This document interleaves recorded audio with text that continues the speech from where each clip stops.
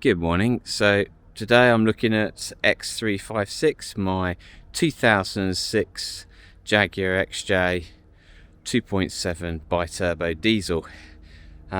Just a bit of maintenance required today.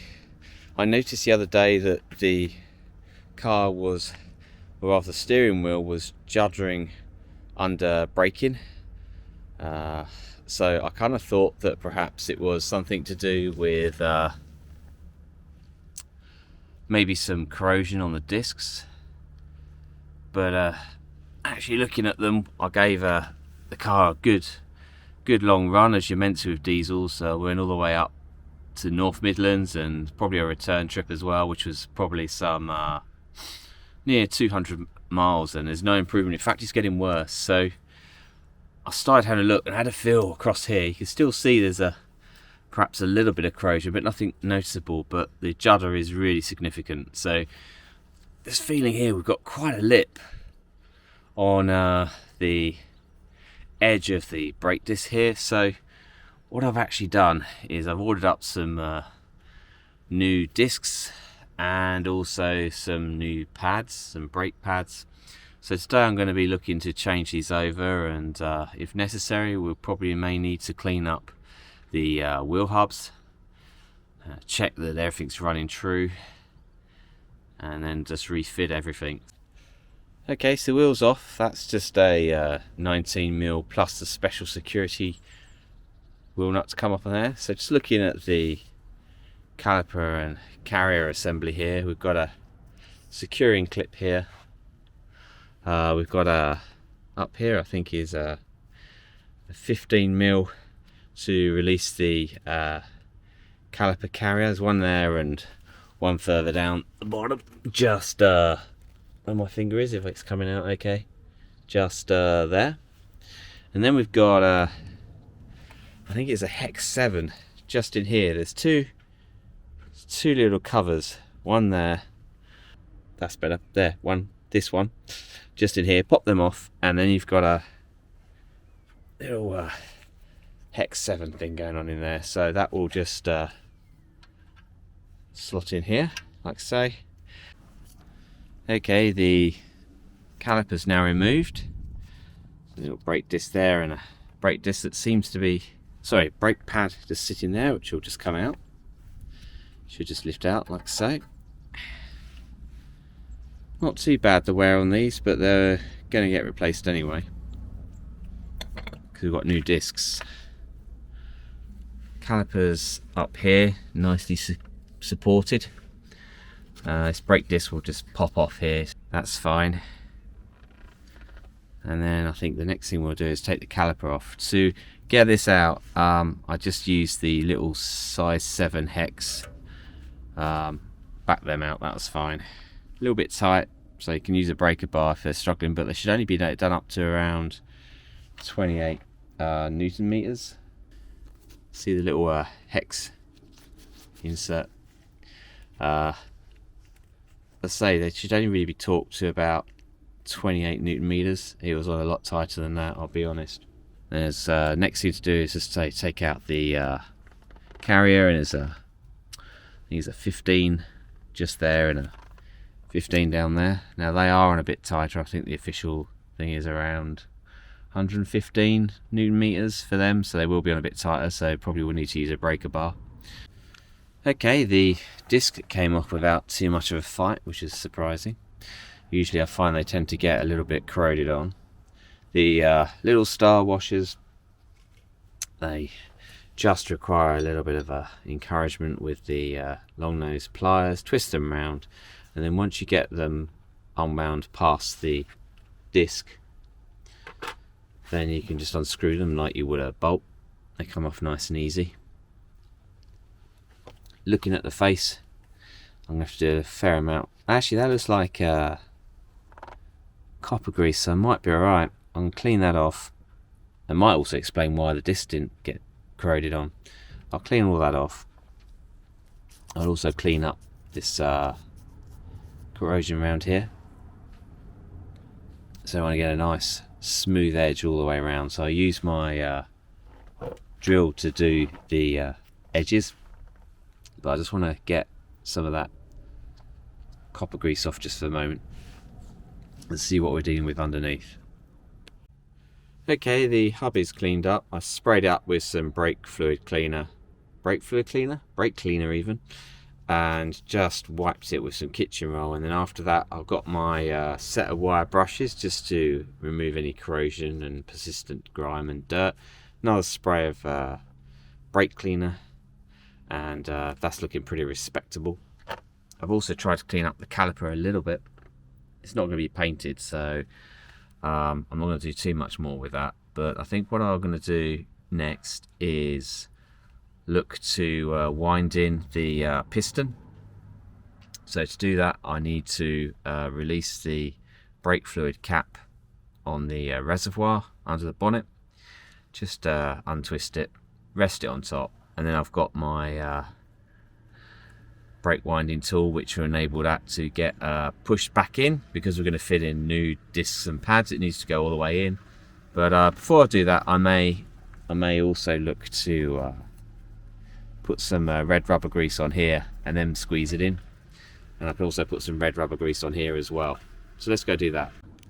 Okay, cap's released on the brake fluid reservoir. You just need to pull the two tangs back, and it pops off to get access to that compartment.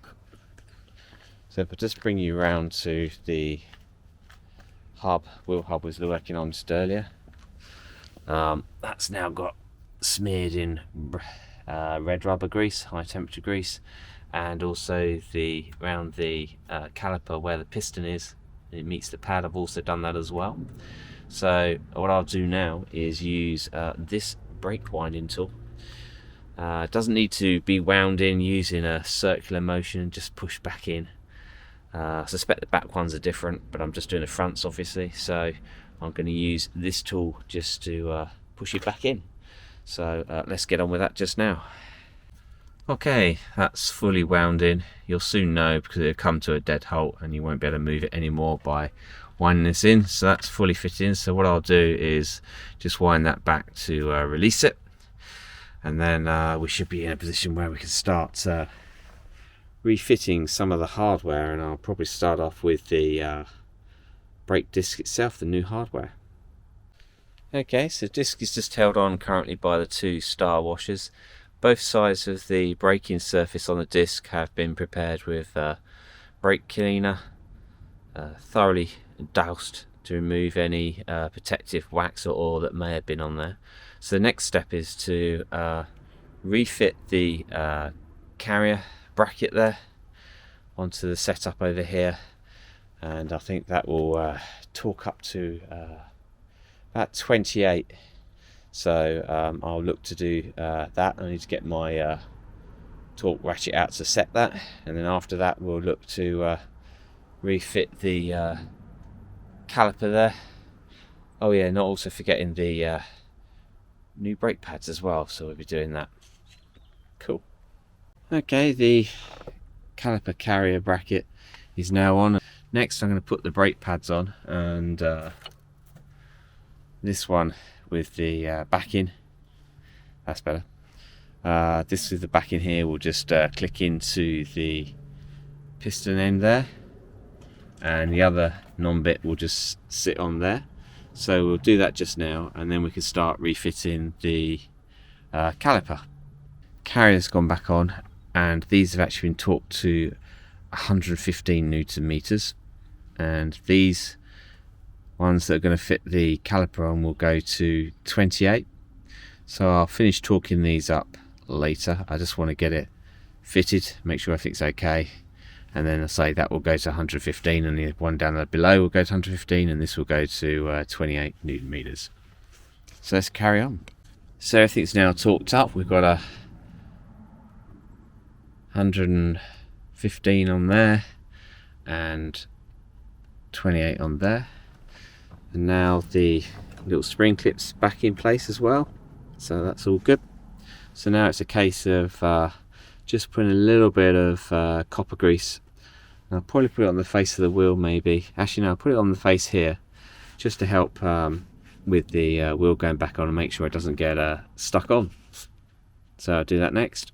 Right, the wheel is back on now, so when I've done the other side I'll lower it back down and I'll do the proper torquing of the wheel nuts, but for now I think I'm going to focus on getting this side done.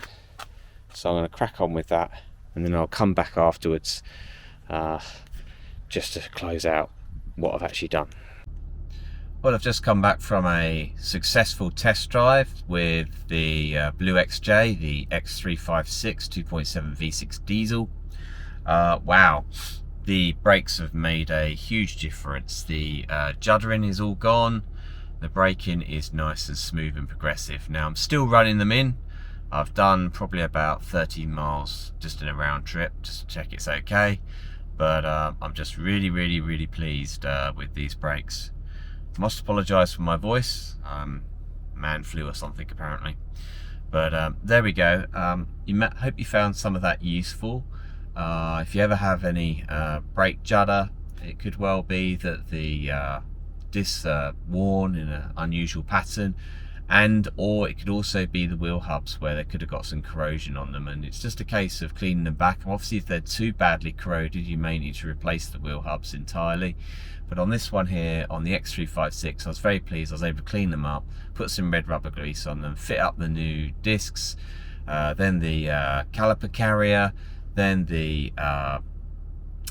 caliper itself, and brake pads, everything torqued up okay.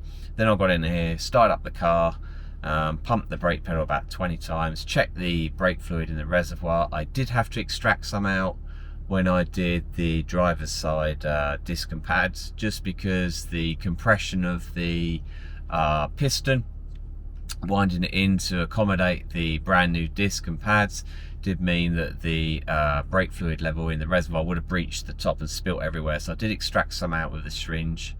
I've now rechecked that, everything's fine, it's now sitting on max, so everything's done on this, so I'm really pleased.